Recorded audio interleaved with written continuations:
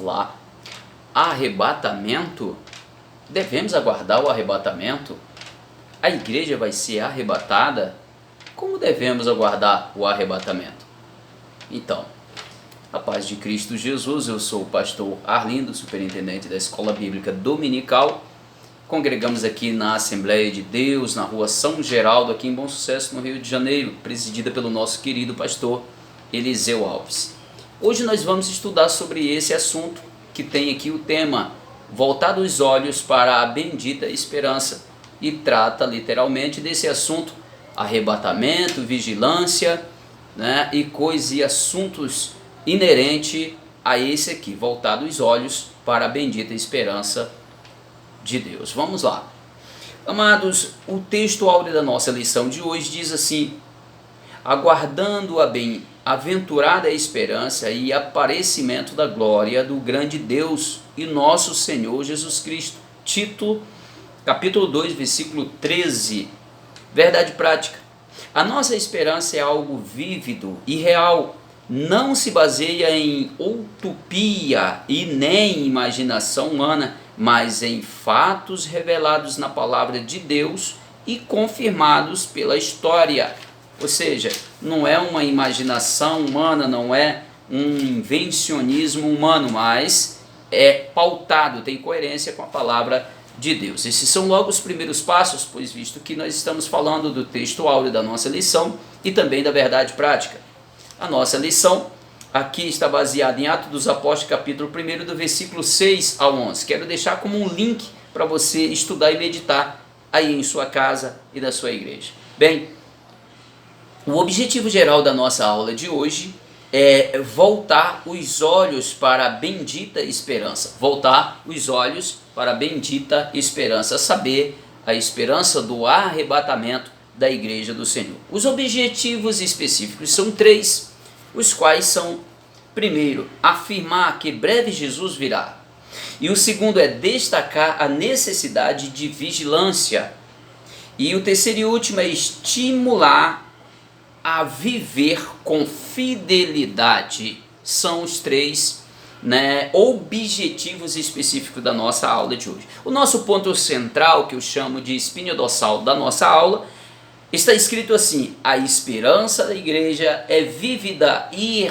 real. Bem, o primeiro tópico da nossa lição de hoje vai tratar sobre a breve o Senhor virá. Breve o Senhor virá. Esse é o segundo tópico, o primeiro tópico. O segundo tópico, a necessidade de vigilância. E o terceiro e último, vivendo com fidelidade. Ainda aqui no primeiro tópico, o primeiro subponto aqui fala a vinda de Cristo Jesus. Bem, a segunda vinda de Cristo é uma verdadeira, é uma verdade e ensinada na Bíblia inteira com abundância de detalhes nos evangelhos e nas epístolas, as epístolas paulinas e epístolas gerais. Bem, nós sabemos que a vinda de Jesus Cristo foi uma promessa feita. Ele prometeu. E quando ele promete, ele cumpre. Jesus jamais prometeu algo para não cumprir. Quando ele promete, ele se preocupa, ele se encarrega em cumprir com a sua promessa. Então, se Jesus prometeu que viria, perceba que quando Jesus foi elevado ao céu, que os discípulos ficaram olhando abismado para ele ser elevado aos céus e ser ocultado nas nuvens. Então, dois seres celestiais aparecem e dizem: varões, por que estáis olhando para o céu? Ora, este que viste ser levado ao céu, ocultado nas nuvens, da mesma forma que viste, e também os vereis voltar. Ou seja, Jesus prometeu voltar. Jesus virá levar a sua igreja. Como Jesus virá e levará a sua igreja, a noivo, o remanescente de Deus dessa terra?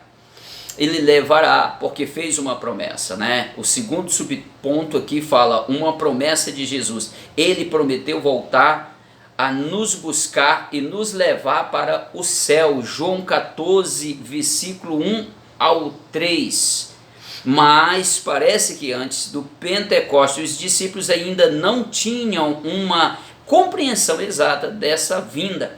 Perceba que o Espírito Santo na vida das pessoas, os capacitando para o serviço da divulgação, né, da palavra de Deus, anunciando que Jesus virá, que Jesus na cruz do Calvário, a obra redentora ou redentiva, ensinada para ser pregada, aqueles que recebem essa capacitação também, não apenas essa capacitação, mas eles têm uma melhor compreensão a respeito da vinda de todo esse desfecho da promessa de Cristo Jesus para a nossa vida, tem uma melhor compreensão. Entenda que quanto mais nós nos envolvemos com a obra de Deus, mais também nós entendemos a respeito do nosso Deus e do nosso futuro.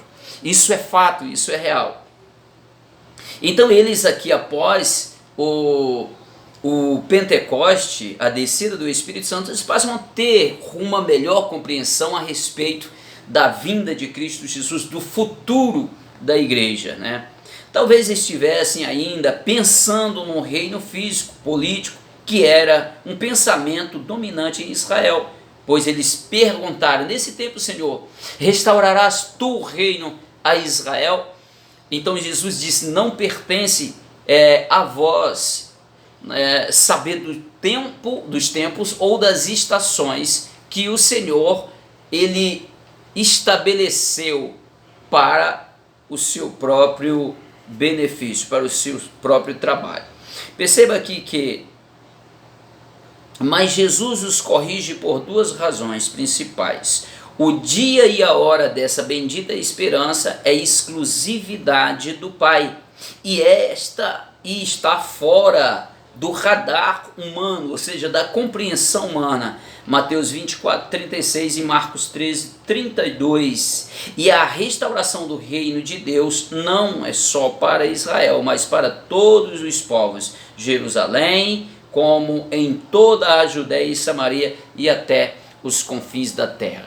Deus tinha muita preocupação em trazer a restauração através da anunciação da salvação na pessoa bendita de Cristo Jesus, na graça estabelecida por Ele.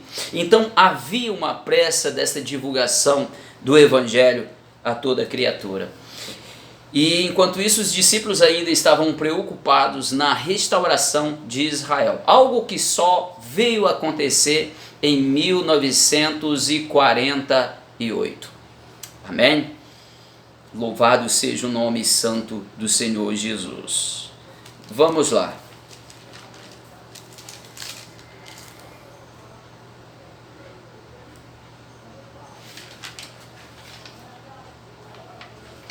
O dia se aproxima. Esse é o terceiro subponto aqui. Sabemos que a vinda de Jesus está próxima pelos sinais claros que Jesus nos deixou. Pregamos por toda parte: Jesus breve vem. Essa mensagem está em nossos hinos congregacionais, e nos diversos cânticos espirituais nas Escrituras. Nós sabemos que na Escritura, na Palavra de Deus, a vinda do Senhor está clara. Nós temos algumas observações a ver, a explicar para os irmãos a respeito da vinda desta promessa, como lá em Mateus 25, as 10 virgens, quando Jesus, no capítulo 24 de Mateus, ele anuncia sobre a figueira, quando a figueira brotar, saberás que está próximo o verão. Ele estava falando desse verão, da vinda de Cristo Jesus, uma mudança de tempo. Quando a figueira brotar, a figueira refere-se a Israel, a videira. Nós compreendemos que isso corresponde a Israel, e essa figueira, essa videira, ela brotou, essas árvores, ou a árvore que representa Israel, ela brotou em 1948. Então logo nós sabemos que a figueira brotou, está próximo o verão, está próximo a redenção, está próximo a volta de Cristo Jesus para levar a sua igreja. Isso são promessas que estão ocultas, que saberemos tão somente, ou claramente, quando estudamos a palavra de Deus, os significados, os símbolos, o que representa. Então tudo isso, acredito que nós estamos vivendo um ano sabático, diante de toda essa situação que nós estamos vivenciando, estamos atravessando. Eu a comparo com um ano sabático. Se você for lá para Levítico capítulo 25, você vai ver com uma figura lá implantada as leis, e tinha a lei do sábado, e tinha também, logo após no capítulo 25, nós vamos ver o ano do jubileu, aonde havia um ano em que se não plantava, não se colhia, parava tudo. Era o ano da restituição, é o ano da libertação. Propriedades voltavam para os seus antigos donos, pessoas que eram escravas, trabalhava, se vendia como escravo ou era vendido como escravo, essa pessoa voltava à sua casa, ao seu familiar, porque era perdoado todas as dívidas. Então, aquele ano, além de ser sabático, era um ano de libertação. Esse ano sabático, ele se cumpriu na vinda de Cristo Jesus nesta terra, como o Messias para estabelecer, agora não de 50 em 50 anos, o ano do jubileu, o ano da libertação, o ano do pagamento de todas as dívidas, mas um pagamento eterno para todo aquele que crê em Cristo Jesus. Então, esse ano, parecido com o ano do jubileu, um ano que foi parado, um ano que paralisou tudo, andou fechando até as igrejas, paralisou tudo. Nós estamos vivendo, igreja, eu recebi isso do Senhor como revelação, estamos vivendo um ano sabático. E é interessante as recomendações a respeito do ano sabático, é que o ano anterior produziria o suficiente para alimentar o ano em que ficariam parados, o ano que não era para trabalhar, não era para cultivar, não era para colher, mas comeria do ano anterior até o outro ano, o terceiro ano, que seria o ano novo após o jubileu, e comeria as novidades da terra. Eu quero dizer para você que esta novidade da terra, revelado, falado na palavra de Deus, fala de novidade, fala de primícias. Primícias quer dizer arrebatamento, colheita. E o Senhor está vindo colher o que é dele nesta terra. Nós estamos vivendo os últimos dias nesta terra e precisamos viver em vigilância, porque o Senhor voltará, em breve voltará e levará. O Senhor vem em duas fases, essa é a nossa linha de teologia, de nosso pensamento teológico. O Senhor virá em duas fases. Primeiro, o Senhor virá para a igreja, ou seja, para levar a igreja os salvos em Cristo, e a segunda vinda dele, a segunda parte, ele virá com a igreja glorificada para estabelecer o reino milenar.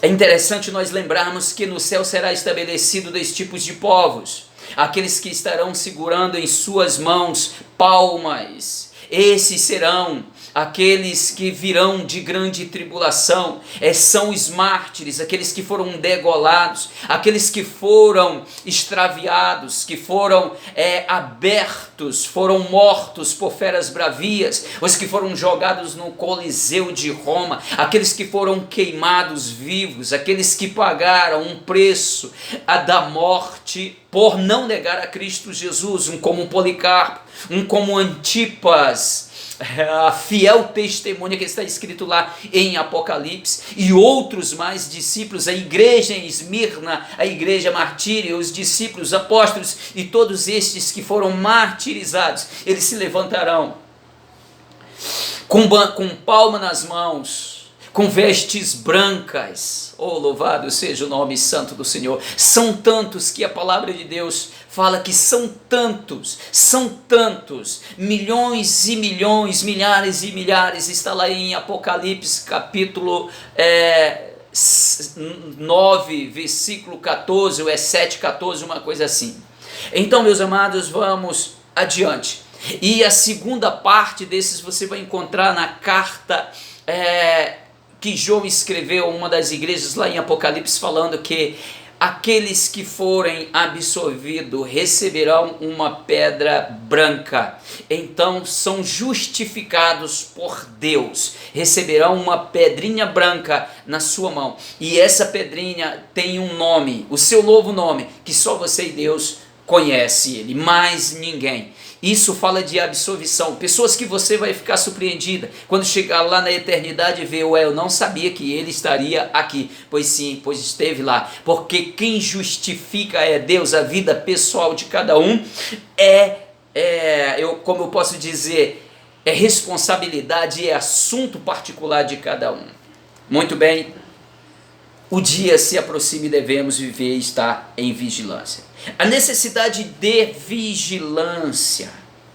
Então aqui, exortação à vigilância, o Senhor fala, é usada aqui no capítulo 24, 44 de Mateus, né? A hora da vigilância é necessário. Mateus 25, as virgens, aquelas 10 virgens, exortação à vigilância, vários outros aqui, 1 Tessalonicenses 5, 2 ao 6, 2 Pedro, segunda carta de Pedro, capítulo 3, versículo 8 ao 10, tudo isso são exortações à vigilância. Devemos estar vigilantes à volta do Senhor Jesus. Vigiar quer dizer estar acordado, quer dizer estar atento, é a condição daquele que está acordado, que está atento, aguardando e esperando a um grande acontecimento, esperando acontecer algo, está vigilante, está aguardando.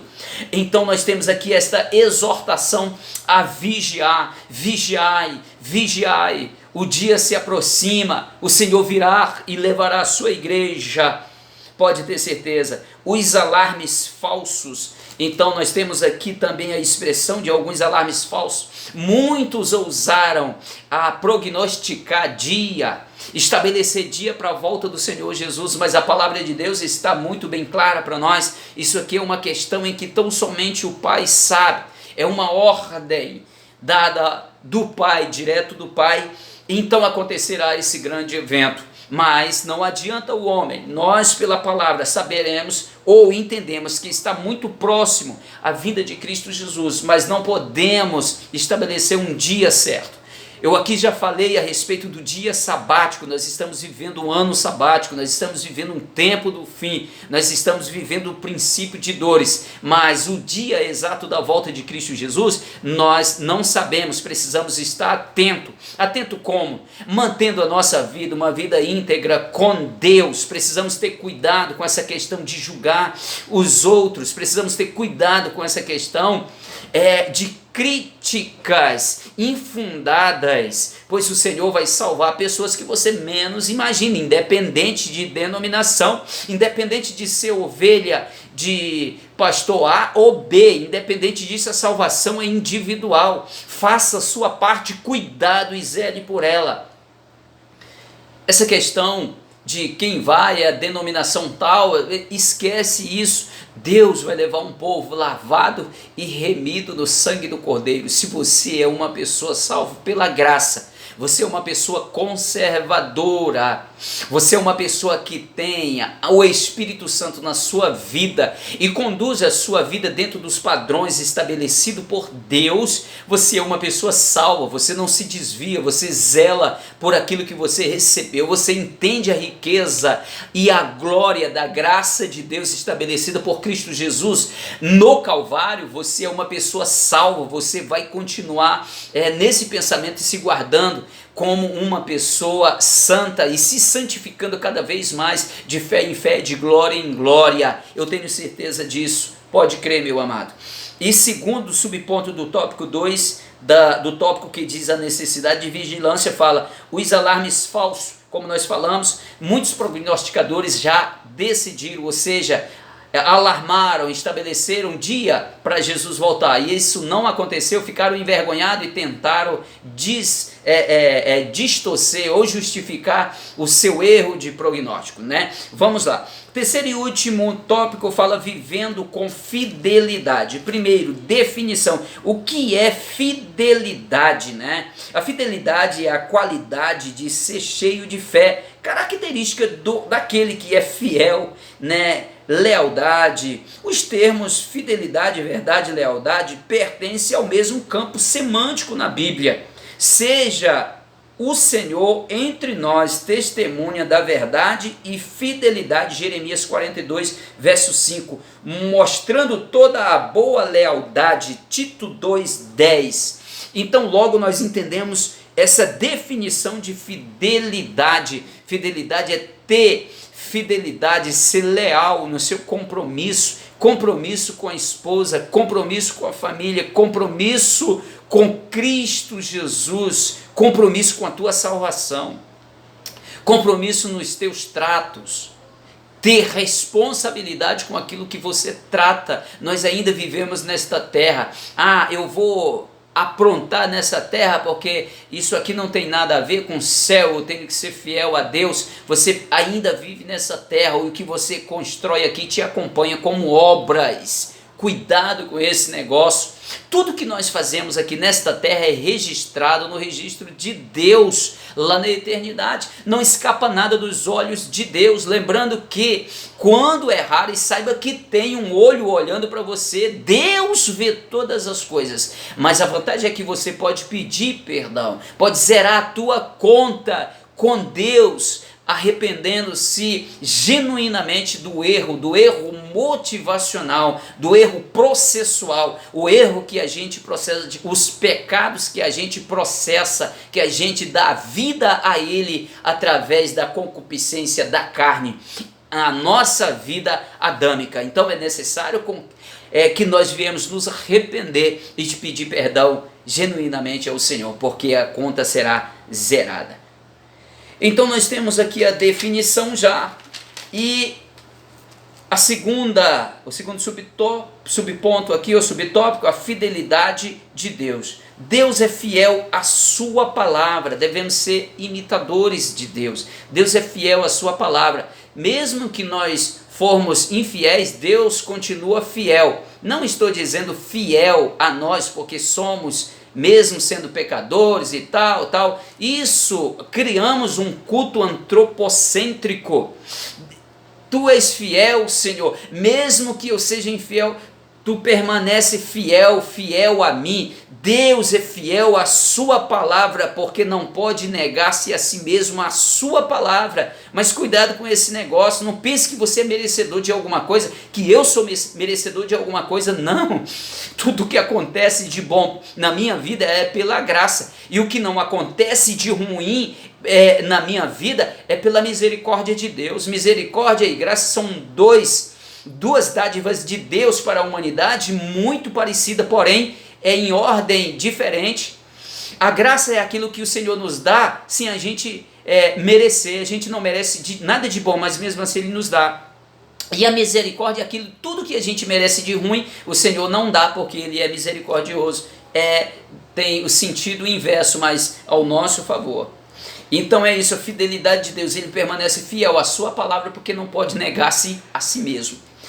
Terceiro, fidelidade como virtude cristã, né? São atributos de Deus que são aqueles cujas ressonâncias e reflexos são vistas nas escrituras, nas criaturas humanas, ou seja, pessoas que têm reflexo de caráter de Deus, né? Fidelidade de Deus. Tem pessoas que não abrem mão, ele morre, mas não abre mão de manter a sua fidelidade. Nós vamos ver, né, exemplos na Bíblia e também presenciamos hoje na vida real, pessoas que nós conhecemos, pessoas que não abrem mão de cumprir com os seus compromissos, tanto com Deus quanto também com os homens. Percebam lá em Nabote, ele não negou, ele não vendeu, não negociou a sua vinha, porque tinha na sua mente um mandamento antigo, na sua mente, que não deveriam vender as propriedades, não podiam passar de tribo em tribo, porque cada um herdava, o filho herdava de seu pai, então era uma herança que o filho herdava do seu pai e assim sucessivamente, e não poderia vender. É por isso que ele não abriu mão. Eu não vendo, não troco, não dou,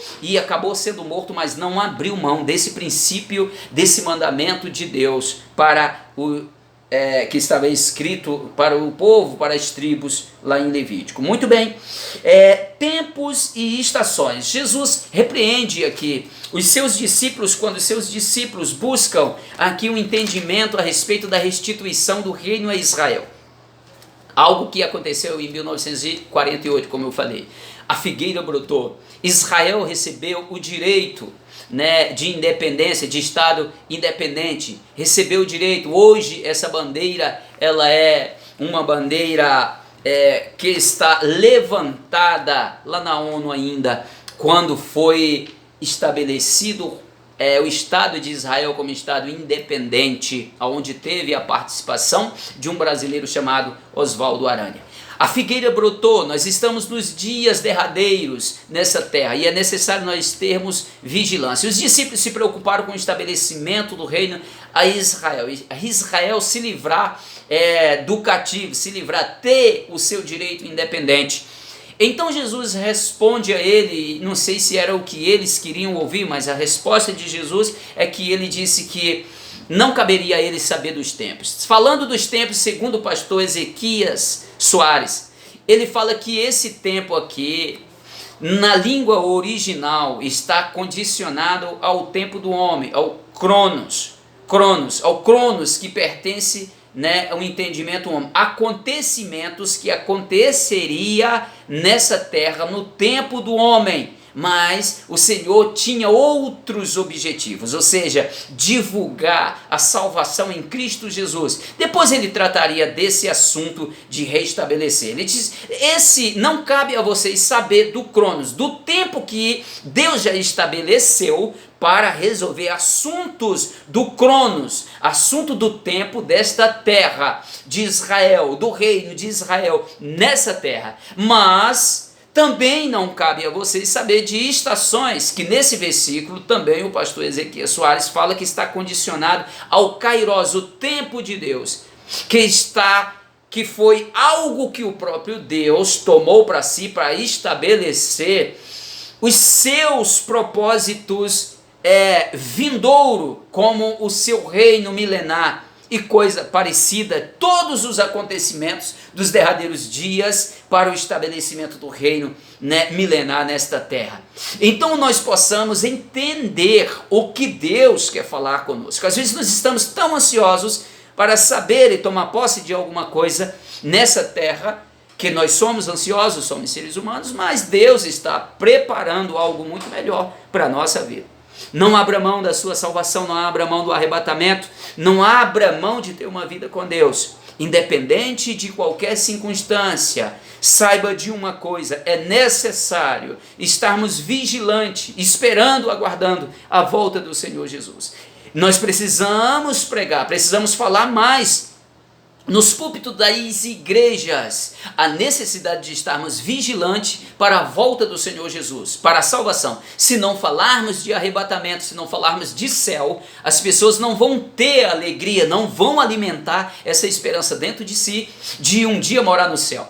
Às vezes a pessoa pensa que tudo se limita às coisas aqui desta terra, mas a palavra de Deus que diz que se vivermos 100 anos e morrermos nessa terra é viver ainda muito pouco. E o apóstolo Paulo fala que se toda a nossa esperança for limitada a esta terra, somos os mais miseráveis entre os homens. Então não esperamos Deus apenas nesta terra, mas esperamos Deus viver na eternidade. Deus abençoe a sua vida. Fique com essa porção para agora e até a próxima, assim querendo Deus. Já quero desejar que o Senhor te proporcione aí um domingo abençoado na presença do Senhor, uma semana abençoada e um novo trimestre cheio de coisas maravilhosas da palavra de Deus para alimentar a nossa vida, a nossa alma. Até a próxima, assim querendo Deus.